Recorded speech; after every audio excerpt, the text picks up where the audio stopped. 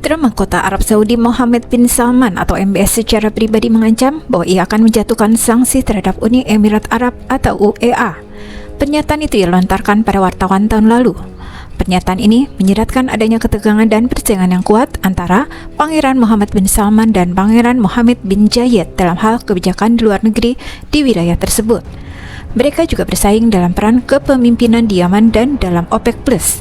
Pada bulan Desember tahun sebelumnya, MBS secara pribadi mengancam akan menjatuhkan sanksi terhadap UEA dan telah mengirimkan daftar tuntutan kepada negara tersebut.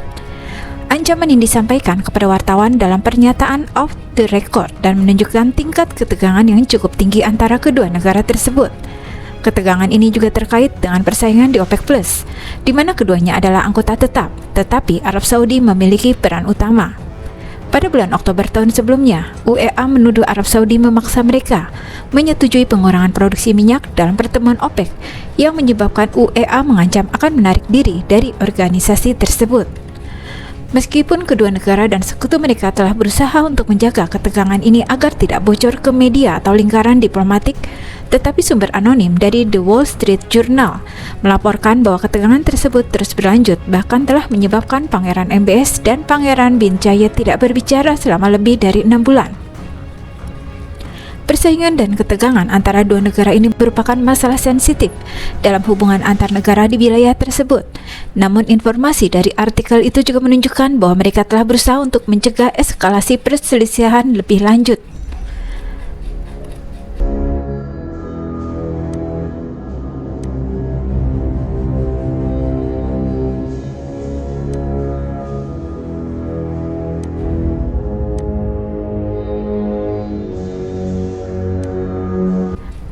Kita beralih ke berita selanjutnya.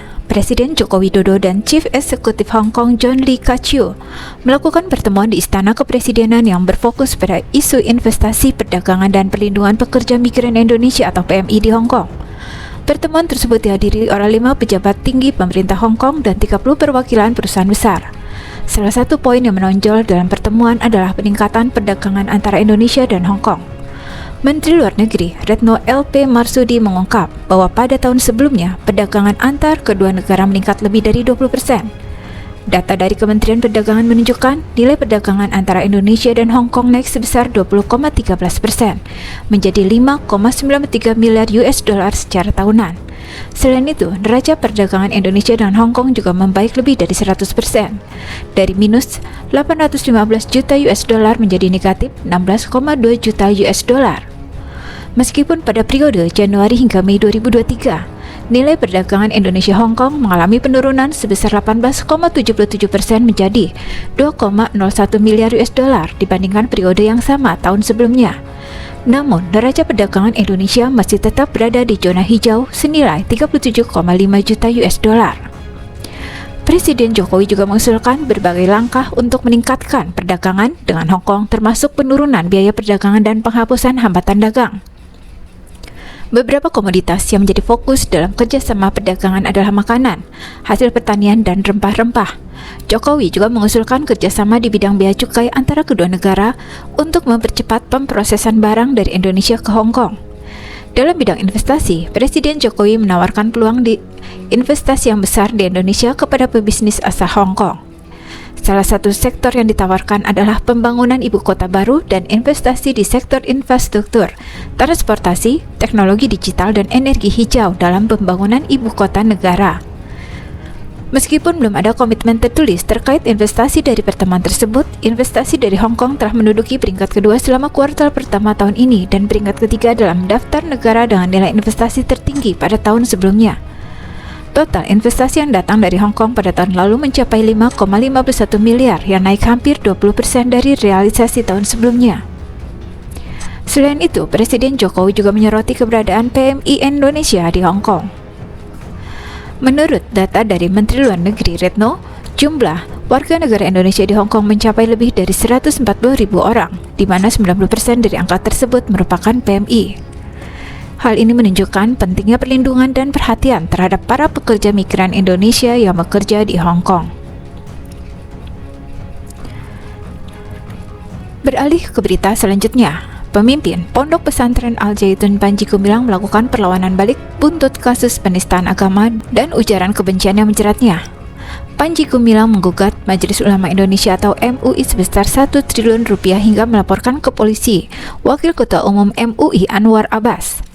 Anwar Abbas dan MUI digugat secara perdata ke Pengadilan Negeri Jakarta Pusat. Adapun alasan Panji Gumilang adalah dasar pernyataan Anwar Abbas yang disebut melontarkan tuduhan komunis berdasarkan potongan video yang beredar di sosial media tanpa melakukan klarifikasi. Sebab itu, Panji merasa dijustifikasi, disudutkan dan dihina atas pernyataan Anwar Abbas. Sidang perdana gugatan perdata yang dilayangkan Panji Gumilang terhadap Waketum MUI Anwar Abbas sebesar 1 triliun rupiah digelar perdana di Pengadilan Negeri Jakarta Pusat pada Rabu 26 Juli.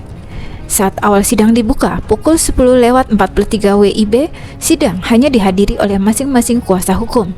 Sidang pun sempat diskors selama 20 menit untuk menunggu kehadiran para pihak.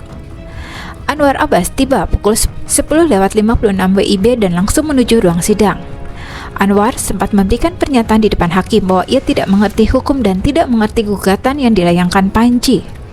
Sedangkan Panji Gumilang terpantau tidak hadir langsung. Kehadirannya hanya diwakilkan kuasa hukumnya. Meskipun begitu, agenda sidang pembacaan legal standing para pihak pun berlanjut. Namun pada akhirnya sidang kembali ditunda karena pihak MUI secara kelembagaan tidak hadir. Sebelumnya, Panji Gumilang mencabut gugatan terhadap Menko Polhukam Mahfud MD dengan alasan miskomunikasi. Namun mencabut gugatan terhadap Mahfud MD tidak berarti masalah selesai, karena Panji Gumilang tetap berhadapan dengan gugatan terhadap MUI dan Anwar Abbas. Pakar hukum Profesor Mujakir menjelaskan, gugatan tersebut bisa menjadi bumerang bagi Panji Gumilang sendiri.